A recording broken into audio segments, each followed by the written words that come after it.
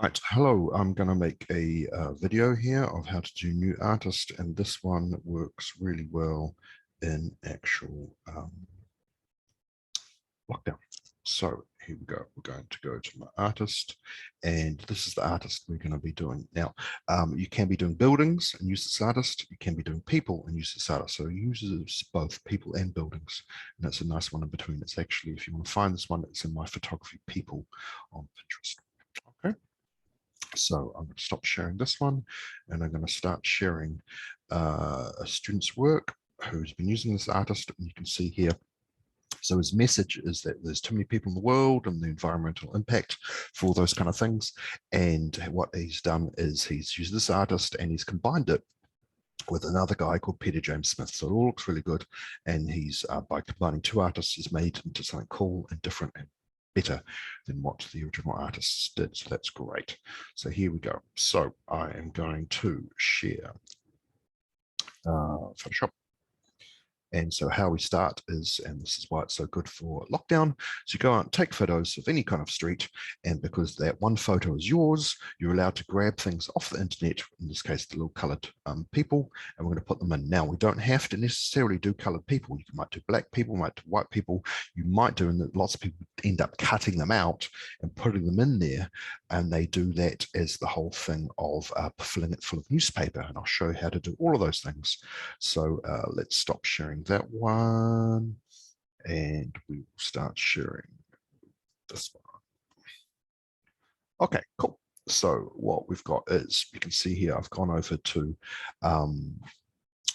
Google search, and what I've done is I've typed in people silhouette royalty free. Otherwise you get all the little royalty watermarks over the top of it and ruins it, makes it really hard. So just type in people silhouette royalty free and you get all these free ones. So this is a nice one that we've got here.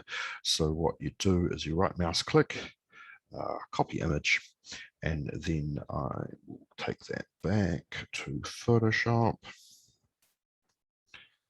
and we're going to go up to here and we're going to make a new layer.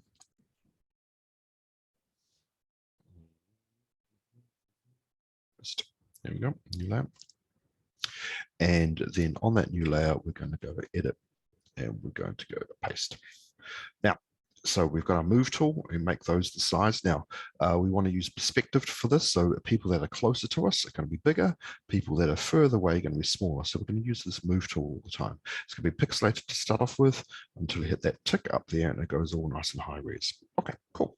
So what we're going to do is we're not going to laboriously cut these guys out. No need to, because they're already well defined. And what we're going to do is working on that layer. So make sure it's in the gray layer up here.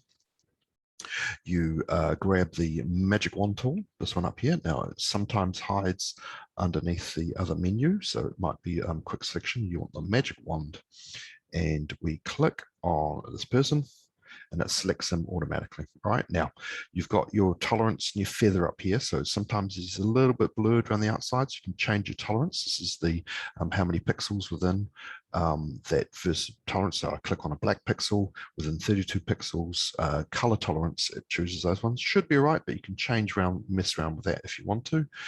If he comes out a bit blurry, he should be okay. We go edit, copy, and then edit, paste. And there's our guy. We go back to our move tool. This is him here. And we move him over, and there he is, all cut out. Now, he is a little bit small there, probably the right kind of proportions for maybe walking across there. But you can mess with that and make him bigger or smaller and however you need. All right, does that make sense so far? Cool. So perspective, bigger at the front, smaller at the back, and you can have all these different people. Now you can color them, you can keep them all black, do whatever you like with them. But one of the cool things that people are doing is doing cutouts. So I'll show you how to do that. Now, what we've got is I've just turned out the other layer, so it's all there. And I am turning off the background. And so what happens is we need to cut him out. Now, at the moment, his black, where if we cut him out, we'll probably merge in with a bit of the background if we try to cut him out. We're using one of the easy tools. And so rather than laboriously going around it or doing something where it goes back, we're going to change him into a crazy color. Okay, so we go to the paint bucket now. We choose a color that is not in the background. So let's go for bright yellow.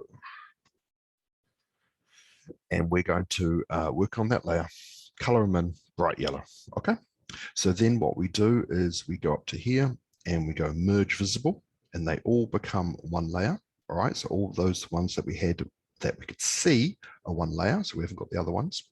And then what we're going to do is we're going to hold down an eraser, magic eraser tool this time, and we're going to click in there. And because there's no other yellow that's attached to him, see the black sort of gone on there, we can rub that guy out.